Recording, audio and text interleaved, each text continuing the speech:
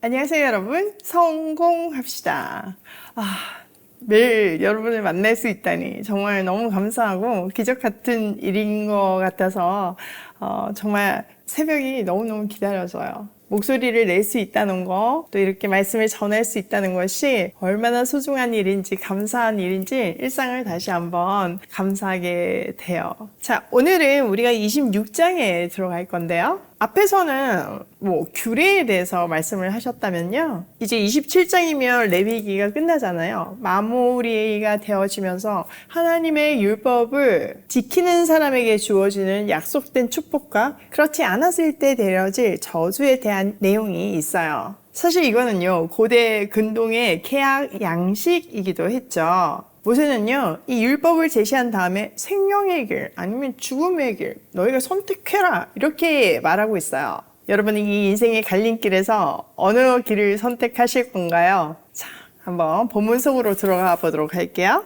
1절 너희는 우상을 만들거나 조각한 신상을 세우거나 돌 기둥을 세워서는 안 된다. 또 너희가 사는 땅에 조각한 석상을 세우고 그것들에게 전해서는 안 된다. 나는 주 너희의 하나님이다. 너희는 내가 정하여 준 안식의 절기들을 지켜야 한다. 너희는 나에게 예배하는 성소를 속되게 해서는 안 된다. 나는 주다. 자, 4가지 명령이 나오죠. 사실 이 내용은요, 10계명은 1계명에서부터 4계명까지는 하나님 사랑, 그리고 5에서 10계명은 이웃 사랑이잖아요. 그 앞부분 하나님 사랑에 대한 요약문이기도 해요. 가장 먼저 언급된 것이 우상을 섬기지 말래요. 어떤 모습으로든 하나님을 형상화해서 이방 사람들이 우상을 섬기는 방식으로 하나님을 섬기지 말라는 뜻이죠. 또 안식의 절기를 지켜야 한대요. 여기에는 안식일과 그 모든 절기들이 포함된 거죠. 사실 여러분 안식일을 지킨다는 건요, 표면상으로는 경제적인 손실이 발생해요. 하나님에 대한 온전한 믿음이 없이는 내 인생을 온전히 맡기지 않고는 할 수 없는 일이죠.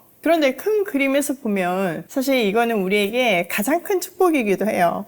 우리가 당장의 경제적 이익 때문에 안식일을 지키지 않고 하나님 앞에서 바로 서지 않는다면 우리 인생이 무너지는 거잖아요. 예배가 그만큼 중요하잖아요. 그러니까 어떤 형식이 중요하다기보다는 하나님 앞에서 내가 하나님의 왕되심을 고백하고 내 인생을 정렬하는 거, 이게 진짜 필요하다는 거예요. 사실 이렇게 조각이나 어떤 신상을 만들어가지고 요즘 우상 숭배하는 경우는 굉장히 드물죠. 물론 다른 종교에서는 있지만 크리스천이 그러지는 않잖아요. 그러나 그것보다 더 무섭게 오늘날의 우상은요, 굉장히 다양한 모습으로 존재해요. 과학, 정보, 데이터 이런 것들이 우상이 되어서 우리가 신봉하기도 하고요. 명예, 권력, 돈, 성공 이런 것들이 우리의 우상으로 자리 잡고 있죠.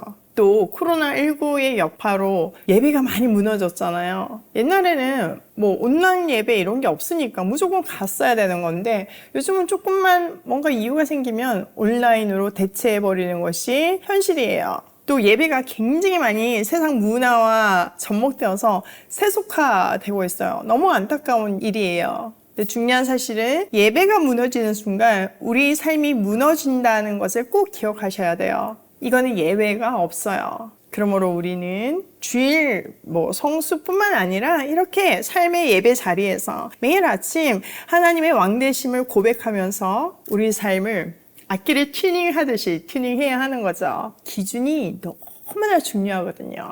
자, 3절 너희가 내가 세운 규례를 따르고 내가 명한 계명을 그대로 받들어 지키면 나는 철따라 너희에게 비를 내리겠다. 땅은 소출을 내고 들의 나무들은 열매를 맺을 것이다. 너희는 거두어 들인 곡식이 너무 많아서 포도를 딸 무렵에 가서야 타작을 겨우 끝낼 것이며 포도도 너무 많이 달려서 씨앗을 뿌릴 때가 되어야 포도 따는 일을 겨우 끝낼 것이다. 너희는 배불리 먹고 너희 땅에서 안전하게 살 것이다. 와, 꿈 같은 이야기가 펼쳐져요. 하나님의 말씀을 지킬 때 이렇게 풍요와 번영을 약속해 주신대요. 사실 세상을 지으신 분이 하나님이시잖아요. 근데 그 세상을 살아가는 우리가 하나님이 주신 그 세상을 사는 매뉴얼대로 살아갈 때 가장 행복한 삶을 사는 것은 너무나 당연한 일이에요. 자, 6절. 내가 땅을 평화롭게 하겠다. 너희는 두 다리를 쭉 뻗고 잘 것이며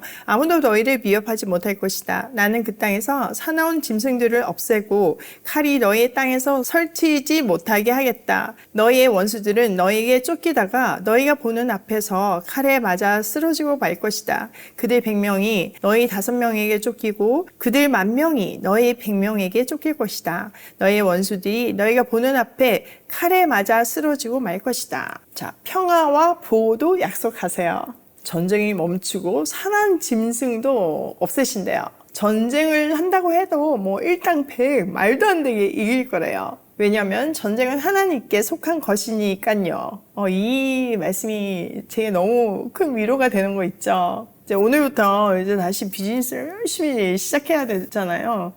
이 전쟁터는 아무리 많이 익숙해졌다 해도 늘 새롭게 두려움으로 다가오고요. 치열하게 다가오고요. 사실 내일이 보장되어 있지 않아요. 그렇기 때문에 더 하나님께 붙들릴 수밖에 없는 것 같아요. 저도 오늘 새벽에 일어났는데 내가 정말 계속 비즈니스 할 수 있을까?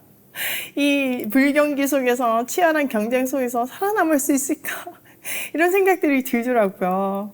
또 뭐 이렇게 비즈니스를 하다 보면 업앤다운이 있잖아요. 그러니까 내가 아무리 노력해도 안 될 때가 있잖아요. 그럴 때 우리는 낙심하거나 또 두려워할 수 있는데 오늘 그런 마음이 든 저에게 하나님은 말씀 앞에 나온 저를 책임지시겠다고 이런 말씀을 주시는 거예요. 전쟁은 하나님께 속했다.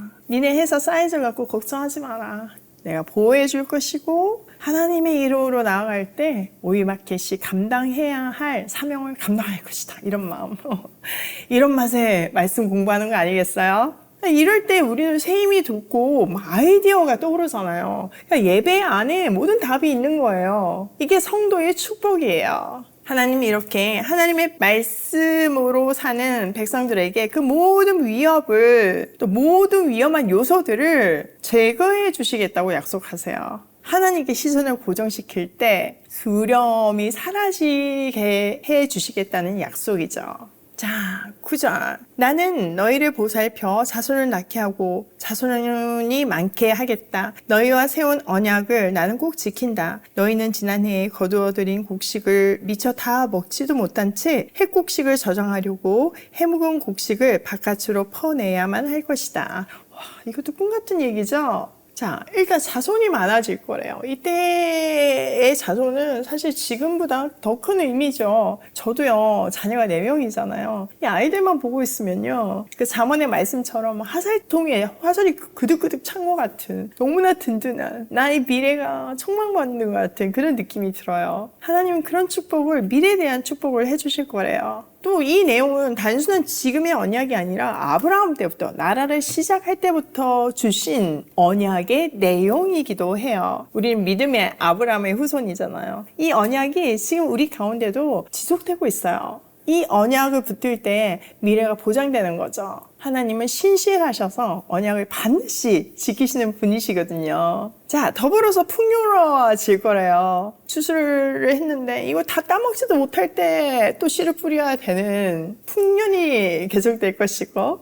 창고에 저장을 했는데 그걸 다 먹지 못하고 다시 햇곡식을 준비하는 창고를 준비해야 될 것이래요. 자, 11절. 너희가 사는 곳에서 나도 같이 살겠다. 나는 너희를 싫어하지 않는다. 나는 너희 사이에서 거닐겠다. 나는 너희의 하나님이 되고 너희는 나의 백성이 될 것이다. 내가 주 너희의 하나님이다. 나는 너희를 이집트 땅에서 이끌어내어 그들의 노예가 되지 않도록 하였다. 또 나는 너희가 메고 있는 명예의 가름대를 부수어서 너희가 얼굴을 들고 다니게 하였다. 자, 마지막 축복은요, 하나님의 임재예요. 이게 최고의 축복이죠. 그들이 말씀에 순종할 때 하나님은 그들 가운데 거니실 거래요. 함께 하신다는, 우리랑 함께 사신다는 약속이잖아요. 그렇게 했을 때 하나님은 그들의 하나님이 되고 그들은 하나님의 자녀가 될 거래요. 하나님과의 깊은 교제 가운데서 복된 삶을 살 수 있게 될 것이라는 약속이죠. 진짜 최고의 축복이요.